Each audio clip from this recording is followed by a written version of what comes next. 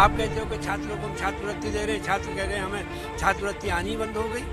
आप कहते हो किसानों की आय दुगनी हो गई, किसान कहता है कि हम बर्बाद हो गए। बात हमारे बौखलाने के लिए उनके मुद्दे तो बताएं। आप कह रहे हो हमने महंगाई घटाई, जनता कह रही है महंगाई नहीं घटी।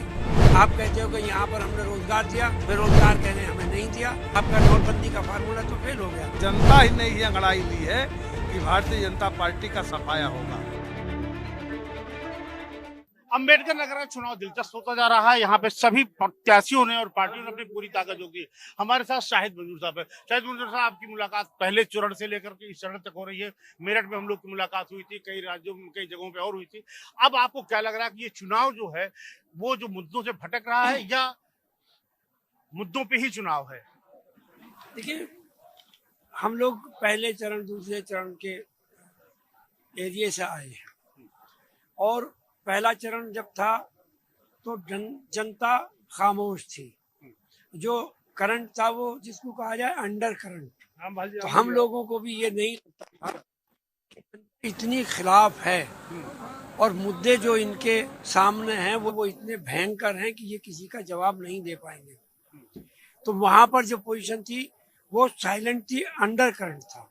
लेकिन जब वहाँ वोट पड़ी दोनों चरण की तो इलेक्शन के दिन जनता खुल के सामने आ गई और उसका मैसेज ये गया कि तीसरे चरण में, चौथे चरण में और कल के चरण में जितने चरण हुए हैं, जो वहाँ एक तरीके से भारतीय जनता पार्टी के खिलाफ एक चिंगारी थी, वो अब शोला बन गई है।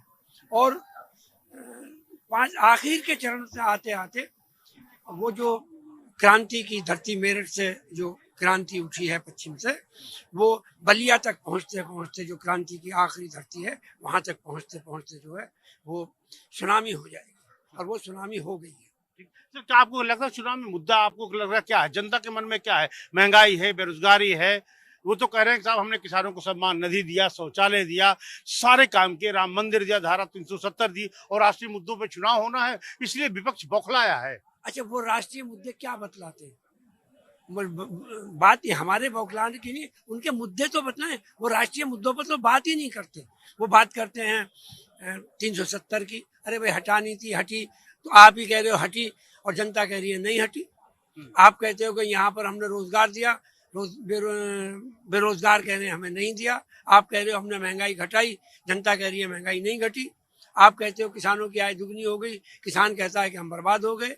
आप कहते हो कि छात्रों को हम छात्रवृत्ति दे रहे हैं, छात्र कह रहे हैं हमें छात्रवृत्ति आनी बंद हो गई। एक मसला नहीं है। अब आप कहते हो कि हमने काला धन वापस लाएंगे और आपने जितने काले धन वाले हैं उन सबको देश से बाहर भगा दिया। और आखिर में आप कहते हो कि वो वही काले धन वाले जो अब वो इंडिया गठबंधन को जो है टेम्पू भर भर के पैसे दे रहे हैं। तो अब कौन सी बात को उनको सही मानी जाए?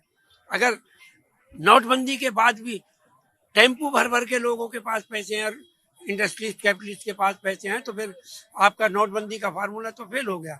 और आपने जो डिजिटल इंडिया करने की बात करी है वो आपकी डिजिटल इंडिया जो फेल हो चुका है, क्योंकि आप खुद ही अपने मकर जाल में फंस रहे हैं। आप अपनी बातों में खुद ही फंसते चले जा रहे हैं। शायद साहब आपने कई चुनाव देखे होंगे, कई गठबंधन देखे होंगे। इस चुनाव में क्या आप दिख रहे हैं कि ये चुनाव किस तरह अलग है?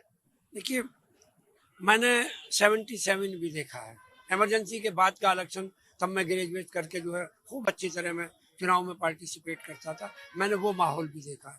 तभी भी जनता जो है वो ओपनली ये नहीं कह रही थी कि हम इमरजेंसी के खिलाफ हैं, लेकिन जब इलेक्शन हुआ तो जनता ने इमरजेंसी के खिलाफ वोट किया और ऐसा वोट किया कि मेरे ख्याल से भारत की सबसे बड़ी जीत, सेकंड नंबर की जीत तभी हुई थी जबकि देश के तमाम नेता जो हैं वो अंदर थे। उसके बावजूद भी जनता ने खुद खड़ी हुई, जैसे अब जनता खुद खड़ी हो गई है। मैंने कहा कि पहले चरण दूसरे चरण में हम लोग खामोश थे, जनता खामोश थी और जो मुद्दे थे वो दबे हुए थे, लेकिन अब जो है जनता आ गया। हीरा लाल जी हमारे साथ। हीरा लाल जी, आपने भी चुनाव देखे होंगे, आपके जिले का चुनाव। क्या लग रहा है, कोई लोकल इशू हावी हो रहा है या नेशनल मुद्दों पे या सभी मुद्दों पे सरकार घिरी है? ये चूंकि पूरे उत्तर प्रदेश और देश में एक जैसा माहौल है, जो माहौल मेरठ और बागपत में था वही माहौल सलेमपुर, बलिया, देवरिया में है। तो भारतीय जनता पार्टी का जो मुद्दा 10 वर्षों का था उससे जनता ऊब कर अब निर्णय ले लिया है राष्ट्रीय स्तर पर भारतीय जनता के पार्टी के खिलाफ मतदान करने का, और जनता ही ने ही अंगड़ाई ली है कि भारतीय जनता पार्टी का सफाया होगा। तो आपने देखा इन्होंने कहा कि जनता ही लोगों का सफाया करेगी। आप कहते हो कि छात्रों को हम छात्रवृत्ति दे रहे हैं, छात्र कह रहे हैं हमें छात्रवृत्ति आनी बंद हो गई। आप कहते हो किसानों की आय दुगनी हो गई, किसान कहता है कि हम बर्बाद हो गए। बात में हमारे बौखलाने के लिए उनके मुद्दे तो बताएं। आप कह रहे हो हमने महंगाई घटाई, जनता कह रही है महंगाई नहीं घटी। आप कहते हो कि यहाँ पर हमने रोजगार दिया, बेरोजगार कह रहे हैं हमें नहीं दिया। आपका नोटबंदी का फार्मूला तो फेल हो गया। जनता ही ने ही अंगड़ाई ली है कि भारतीय जनता पार्टी का सफाया होगा।